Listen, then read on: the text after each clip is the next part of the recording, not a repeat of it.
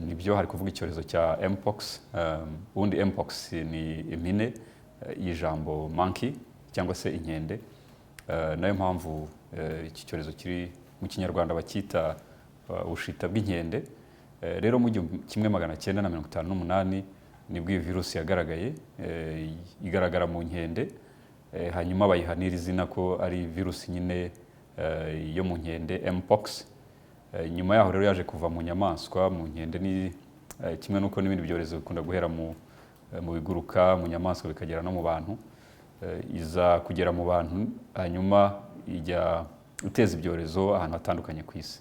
Bivuga ko atari icyorezo gishya, atari ubwa mbere mpox ibayeho, yabayeho n'ahandi. Umwaka ushize yaravugwaga mu bihugu by'Uburayi, mu bagabo baryamana n'abandi bagabo bahuje ibitsina, MSM.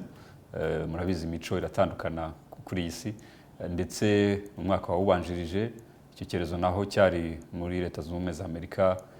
Muri Afurika naho si ubwa mbere mpox ije, kuko muri Congo DRC yigeze kuhavugwa, mu burengerazuba bwa Afurika za Nigeria n'ahandi.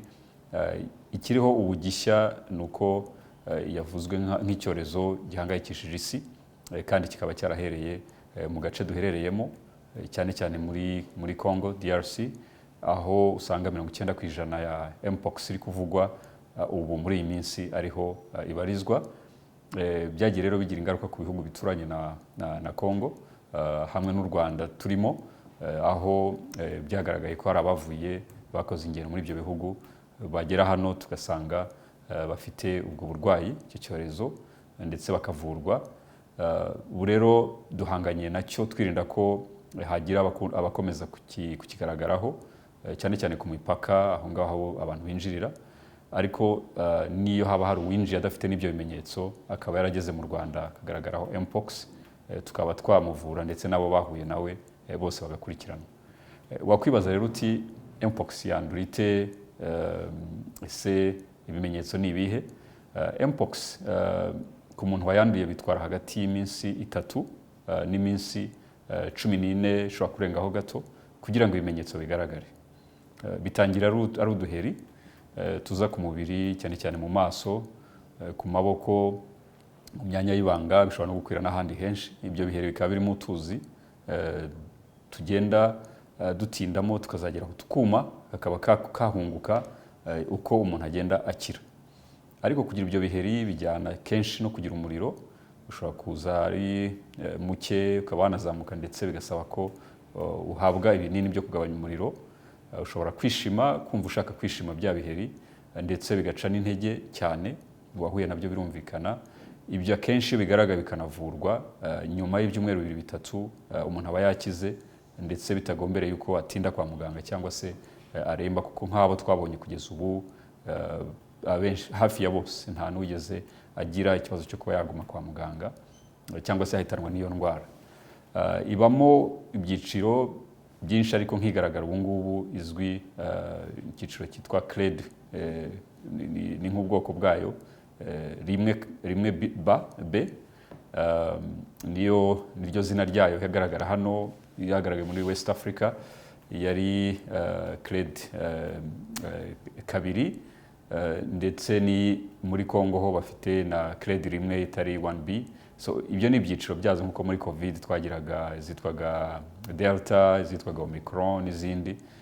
Iyo dufite aha rero biragaragara yuko yagaragaye mu Rwanda ifitanye isano n'iyagaragaye muri Congo, ikaba cyane cyane yaragiye igaragara mu bakora uburaya cyangwa se abakora imibonano mpuzabitsina kenshi, kuko ni virusi ikunda kuva ku muntu umwe ijya ku wundi bitewe n'uko bahuye cyane, ibyo bita mu rurimi rw'amahanga close contact. Bishobora kuba ari iyo mibonano mpuzabitsina, bishobora kuba ari ugusomana, bishobora kuba ari ugukoranaho cyane, cyangwa se gutizanya imyambaro n'ibikoresho abantu baba bakoresheje iyo virusi yagiyeho. Bitandukanye na COVID-19 uko twari tuyizi, wasangaga iri mu buhumekero, iva ku matembabuzi, yaba mu mazuru, mu kanwa, n'ahandi umuntu yakoze, bityo mask niyo yabaga ikenewe ngo tuyirwanye cyane, guhana intera n'ibindi. Kuri iyi yo biragaragara ko hejuru ya 80% imibonano mpuzabitsina, igiciro byibasiwe cyane ni abakora iyo mibonano mpuzabitsina kenshi indaya cyangwa se abakiriya bazo bahura nazo, ariko urubyiruko n'abandi imibare iragaragaza ko bari muri iyo myaka 30, 40, 25 hagati aho nibo bari kugaragaraho uburwayi cyane, bashobora ndetse no kwiza no mu miryango yabo no kubakuze cyangwa se bafite izindi ndwara ugasanga hazamo no kuremba. Ni nayo mpamvu dutanga aya makuru kugira ngo kuyirinda byorohe, haba kwirinda iyo mibonano mpuzabitsina kabone niba bikingiye, abantu bamenya ayo makuru nayo birafasha kuyirinda, bikagera noneho no kuri ya suku y'ibikoresho, isuku yacu ubwacu, ndetse no gukaraba intoki dukoresheje isabune nziza, isabune n'umuti, ubwo kimwe gishobora gukoreshwa twita sanitizer, nabyo byafasha, ariko ikibanze ni ukumenya iyo nzira iyo virusi iri gukwirakwiramo cyane, akaba ari naho dushyira imbaraga muri ibyo byiciro, haba kubafasha kumenya ufite ubwo burwayi. Ibiri gukorwa rero ni byinshi mu Rwanda, haba gukorana n'inzego zose, abajyanama b'ubuzima, kumenya kugenda urugo ku rundi tureba ngo se nta muntu waba ufite ibyo bimenyetso bya mpox ngo tumufashe kugera kwa muganga. Hashobora no kuba afite ibyo bimenyetso ariko atari ibya mpox, ko bijya gusa kugira ibihere ku mubiri, kugira umuriro, ushobora kuvuga indwara nyinshi zitandukanye. Ikivuga ko ari mpox rero ni cya gipimo uhabwa n'abaganga, ndetse ukaba wanavurwa kugira ngo utaba icyambu cy'iki cyorezo. Ari nacyo dusaba abantu bose kudufasha.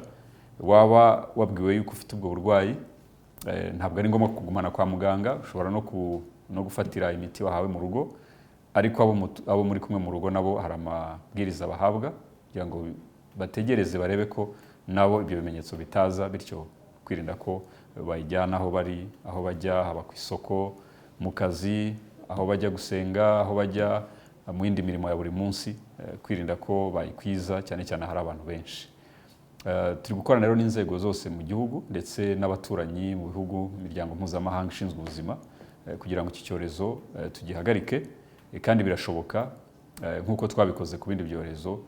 Twizeye yuko mpox mu minsi ya vuba izaba yahagaritswe, nta muntu n'umwe uri kwigaragaraho hano mu Rwanda. Ubushobozi burahari, inzego zose zibirimo. Icyo dusaba ni uko buri wese ashyiraho uruhare rwe, ugaragayeho ibimenyetso akihutira kujya kwivuza kugira ngo asuzumwe, ndetse n'abo bahuye akabamenyesha, natwe inzego z'ubuzima n'izindi nzego turi kumwe twese tukabishyiramo imbaraga.